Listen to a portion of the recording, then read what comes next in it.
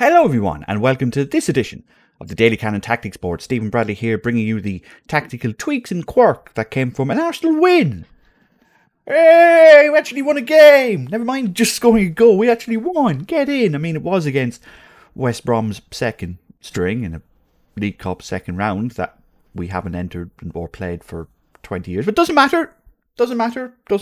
A win is a win. That's all that matters. And yeah, just a bit of a confidence booster for everyone involved, just to see Arsenal at least plan of attack working and seeing them make slight tweaks that took advantage of West Brom's, defensive lapses. And basically what you saw last night from West Brom was them trying to implement the Chelsea way of defending and not being able to. And as a result, Arsenal picked them off. And if you do like this video, feel free to leave a like at the bottom of the page. If this is the sort of content that you'd like to see in your inbox on a regular basis, please feel free to subscribe. And if you see anything, or if you saw anything, in the game last night that I didn't pick up on or I didn't mention in this video, feel free to comment below. We've got over 600 subscribers now. We have a very passionate and loyal, community starting to build. Thank you all for taking time out to comment and just have your 2 cents. People are now starting to respond to each other. Debate is building. Nice, healthy debate. No insults, no anger. Just proper talking about soccer. I love it. I thank you. And yeah, let's get straight into the analysis. And I've lined up Arsenal at the start of these videos. I was lining up Arsenal as they're presented on a team sheet. 4-2-3-1. And if you watch these videos on a regular basis, you know by now which way they line up attacking wise. But we know Arteta's plan by now. It is, even though at 7 PM when we saw Kolashinak's name on the team sheet, we're like, what? He's still there? Huh? And it's like, well, hang on a minute. He's a left back. So is he going to be there? Does that mean Chambers is going to play centre back? Does that mean Tavares is going to play right back? Even though we've got 94 million right backs at the club? And no, it was just very much a case of, resting Mari, giving him a couple of days off after Romelu Lukaku took his lunch money and, pulled his pants down on Sunday. Holding playing beside him just as a bit of a shield, and Tavares was actually left back, which is what we bought him to be, and he was okay. He was everything you want your backup left back to be. Is he raw? Yes. Does he make mistakes on the ball at times? Yes, but crucially, he's very good at beating a man off the dribble, and playing in this plan, that's crucial, because once one defender gets beat, the whole thing falls apart, and the whole plan is for Arsenal to take advantage of the spaces. So when Arsenal attack, the left centre-back goes here, the right centre-back goes here, and oftentimes the right back sits in, and you've got your 3. Xhaka and Lenny, they're the 2 centre midfielders, they stay exactly where they are, and then the left back pushes up, usually Tierney, but here's Saka, here Tavares, Saka comes in, Aubameyang, Snodgrass goes there, Odegaard goes there, and Pepe stays wide, and you get 3-2-5. It's how most teams attack now these days, frankly. This is not an Arteta thing, it's not a Pep thing. This is bordering on the meta now, frankly, for the way teams are building. But Arsenal's system is a little bit different than, the way West Ham do it, the way Manchester United try to do it, just because they try to occupy certain spaces more often than not. And I'll try to explain. There's two key terms you need to know. Obviously, the easy one is between the lines. And when I say teams are playing between the lines, Ozil was an absolute genius at it. So was Dennis Bergkamp, and so was Cesc Fabregas. I'll just bring out everyone else here. We'll say Aubameyang is doing his best impression of Fabregas or Ozil, but here, this is what we mean by between the lines, between the defensive line and the midfield line. You want to get behind this line here, so that you've only got the defence to beat.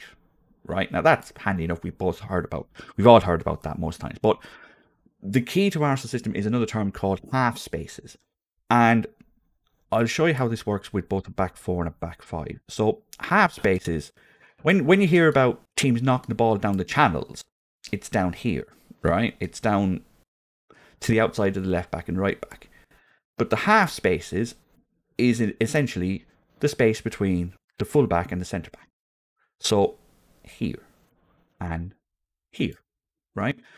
And then if you put, so this channel here, so if he's here, he's in the half space, right? He's not a winger. He's not a centre forward. He's half and half. Half space. And the same here. And what Arsenal try to do with their 5 is that they try to get players in these gaps, right? So they want to be both between the lines and in the half spaces and in here. And the whole reason of that is to make sure that it's to give the defence a problem. It's to make sure, well, does Ingram go here or does he stay out there? Does Keeper go over here? That way now there's room for the centre forward. If Taylor comes across and Shotton comes across, now all of a sudden he's outnumbered. Like, it's to create overloads and it's to create positions where the defence has problems, figuring out who to cover, who to mark, trying to cause a bit of confusion, and then hoping that a centre midfield can find the right ball. Now, what Arsenal were helped by last night was 2 things. Number 1, when Chelsea played against Arsenal, Chelsea would press up high, but as soon as Arsenal got the ball, they would sit deep and just wait. And they're like, no bother at all, lads. You try and get through this, and then here's Lukaku. And if Arsenal's front 5 doesn't move, give me Pepe. If Arsenal's front 5 doesn't move, then there's no ball for Xhaka and Partey or Sambi Lokonga or Elneny to find. Because the defence just stands in front of it and goes, I've nothing to do, I'm watching everything in front of me, happy days. There's no space in between the lines, there's no space in the half spaces because Chelsea are tucked in. And you've no attack. You know, Martinelli had no ball on Sunday. You know, every time Pepe beat his left back, he got past, he found 6 men in front of him and 2 runners. And that kind of happened as well last night. And it's probably the main reason why, if you still think Arteta is the right man for the job, it's why you want to give him time, because these players need to build chemistry together. But what West Brom did was push up against Arsenal, trying to force them back. And it worked, but it didn't, because they pushed Arsenal back, but they didn't do what Chelsea did. When West Brom didn't have the ball, they stayed high. And as a result, look at all this lovely green pitch to run behind. And you can't do that with Pepe and Aubameyang and Saka. You just can't. They are just going to, launch runs. The first 20 minutes of the game were Saka, Aubameyang and Pepe staring behind him, going, I can run now, I can get in here, I can make that run.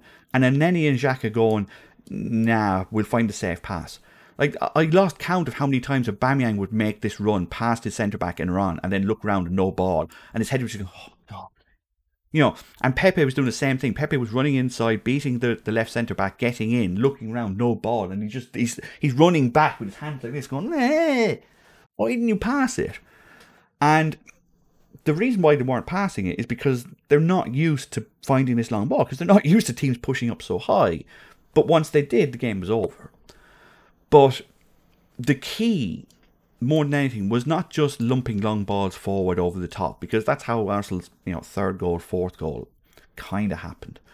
But the key to this whole thing working, this 3-2-5, if we put the back 5 here like this and like that, the key to this 3-2-5 working is that at no time can the back 5 feel comfortable about knowing which of these 5 are in which positions. At no time can they relax and say, right, okay, Aubameyang's there, I can stand back, I can sit back now, because as long as I keep an eye on him, he's fine. And against Chelsea, these 5, when this was Tierney and this was Smith-Rowe, apart from really Smith-Rowe, they all stayed in their positions. Martinelli ran through the middle, Saka ran it, Azpilicueta, who had him in his pocket all game. No one changed positions. No one, deviated from their role. And as a result, we were docile, we were predictable, we were one-paced. And it didn't work. We looked awful. Last night is all about this Bukayo Saka. Because at no stage did any of these, especially these three here, know where he was coming from? Because if we look at the heat maps, our good old friendly heat maps, thanks whoscored.com, by the way, please go to their site, you can see that, yes, Arsenal didn't have much penetration in the box, but that's because they had no, that's because West Brom were here most of the time. They would push so far up that Arsenal didn't need to get the ball here too often because they would go over the top of it. But when I say moving positions and alternating where you're coming from, this is what I mean. That's the left winger. That's Saka's heat map. Here, here, here, here. At times he was the left winger. At times he was a left midfielder. At times he was a centre midfielder. But most importantly, at times, he was here. Because Aubameyang is a fantastic goal scorer, but he's a peculiar creature because, a bit like Thierry Henry, he's not really a number 9, if you know what I mean. He can run through the middle and he's fine. But he doesn't go straight on. He drifts. He goes to the left. So in this 5, his best position is probably here. When a team is playing a back 4, you don't want Aubameyang here. You kind of want him here. You want him here. You want him in that half space. You want him in that space between you. You don't want him here, so you can't play him left wing. And he's fine there as a centre forward, but you really want him there so that he can cut in and score that trademark, right foot curler into the far corner. That's his goal. That's his spot. If you think of basketball, where Chris Paul would always shoot from the left elbow, or James Harden would always shoot from the right-hand side, or Steph Curry would always shoot from the corners. Well, Steph Curry can shoot from anywhere. But, they shoot from the corners. If Aubameyang could pick where he could shoot from 100 times, I guarantee you most of them would be here. So, he needs a centre forward to almost get him out of the way, which is why we often played Lacazette here, because Lacazette would drop back. But if the centre forward drops back, then this player, if he's there and he's there, like I said, if they were playing a 5, like West Brom were, and like a lot of teams are now, but if the centre forward drops back, then Taylor just sits there, okay, have the ball. I'm just going to scoot over here and I'm just going to close this space. So, what happens when you don't know who the centre forward is? That's the problem. These are the questions that you have to ask in defence. So, when Aubameyang would, he was the nominal centre forward. When Aubameyang would drift over here to try and get into these spaces here, the centre back has to respect that. Has to respect it because he's the centre forward. So when Saka, who starts here, then goes here, well, now you've got a choice. Does Keeper come over? Or does he pass that authority along to Taylor to go, right, he's your man? Because now there's space, and now Keeper comes over here, and now Tavares has space. Or, if Saka then the next time stays here, and Aubameyang goes there, now does Keeper go, right, I go, or does he still get, actually he's the centre forward, Taylor, that's your man, you go this way. And then the next time, if Saka's actually playing left wing, does Ingram go, hang on a minute, Taylor, okay, we'll try and get back in. Ingram goes, do I go out here? And mark Saka, because Saka's going to come inside. Now Tavares goes here. Now Keeper goes out there. Now Aubameyang has space again. You see the problem? This is the whole point of it. And it worked so well again and again because at no point did Taylor or Keeper know where Saka was coming from. Because Saka is so good here, he's so good here, and he's so good here. You have to kind of respect all of them. And you can't. You can't control where he's coming from. So you have to almost just take almost a blind guess half the time. And if you're pushing up like this,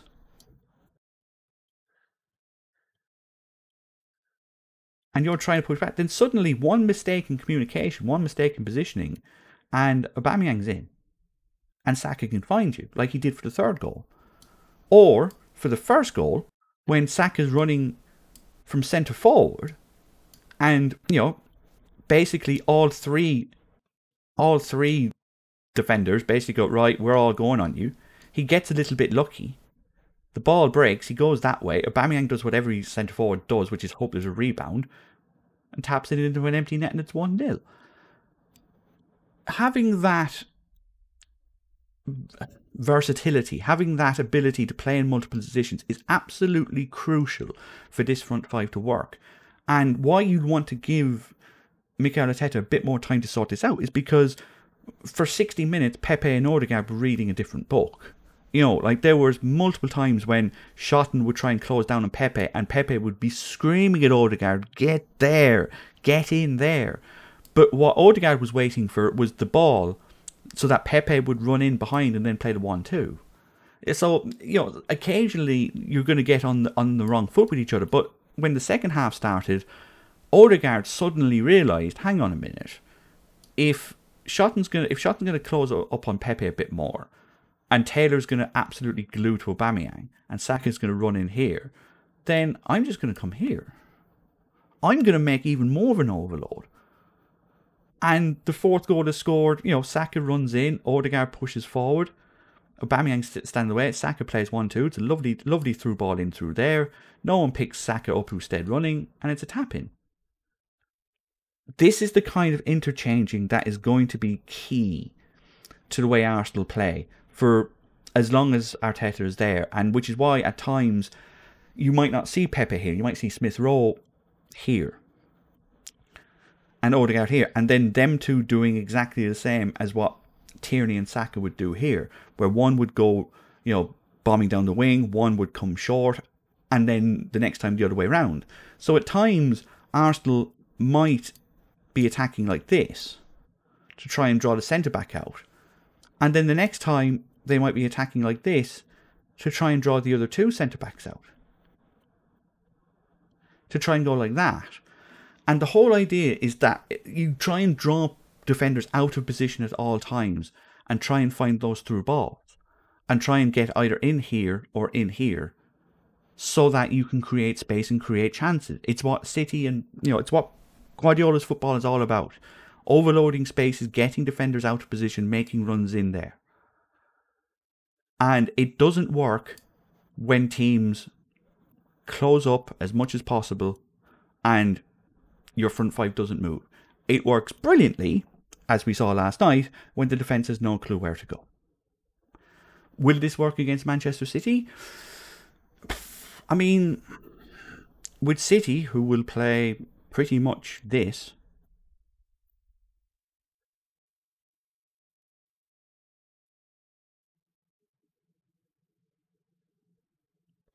and try and push Arsenal, and basically do to Arsenal what Arsenal do. They'll try and go, you know, this will be Gundogan. They'll try and play almost 4-1-5 and try to do to Arsenal what Arsenal want to do to everyone else. Fill the gaps, fill the half spaces, playing between the lines and send runners.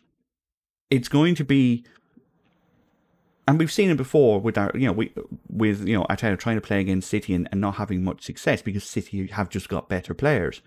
It's going to be interesting to see now that Arsenal have at least a poor man's version of City, how the two line up.